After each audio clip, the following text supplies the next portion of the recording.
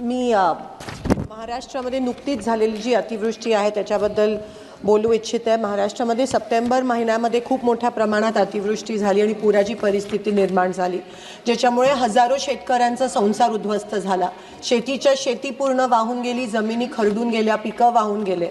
पण ह्या ठिकाणी महाराष्ट्र सरकारने जी मदत केली ती अतिशय तुटपुंजी आहे आणि त्या उलट अतिशय लाजिरवाणी गोष्ट अशी आहे की केंद्र सरकारकडून आम्हाला जी मदत प्राप्त होणार होती ती अजूनही प्राप्त झाली नाही आहे, कारण महाराष्ट्र शासनाने केंद्राला अजून प्रस्तावच पाठवला नाही आहे। कालच ह्या सभागृहात मिनिस्ट्री ऑफ होम अफेअर्सनी कन्फर्म केलं की महाराष्ट्राकडून कोणत्याही प्रकारचा प्रस्ताव या ठिकाणी केंद्र शासनाला NDRFच्या माध्यमातून प्राप्त झाला नाही आहे आणि त्यामुळे अनेक महाराष्ट्र खास करून सोलापूर आणि उस्मानाबादच्या शेतकऱ्यांवर खूप मोठ्या प्रमाणात त्या ठिकाणी अन्याय होत आहे। महाराष्ट्र शासन करतेच, पण केंद्र शासन पण शेतकरी आमचे मायबाप आहेत, या देशाचा कणा आहे आणि त्यांच्यावर अन्याय होतोय। आम्ही मागणी पण केलेली की ओला दुष्काळ जाहीर झाला पाहिजे, कर्जमाफी झाली पाहिजे, मुलांची शैक्षणिक कर्जमाफी झाली पाहिजे शेतकऱ्यांची, पण ते देखील केलं नाहीये। महाराष्ट्र सरकार आणि केंद्र सरकार हे फक्त निवडणुका जिंकण्यात मग्न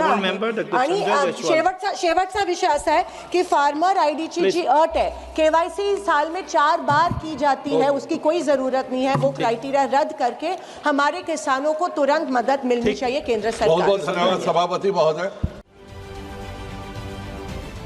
महाराष्ट्रातील सर्व बातम्यांचे विश्वासार्ह व्यासपीठ सकाळच्या सर्व सोशल मीडिया प्लॅटफॉर्मला लाईक, फॉलो आणि सबस्क्राइब करा। तसंच सर्व नोटिफिकेशनसाठी बेल आयकॉन प्रेस करायला विसरू नका।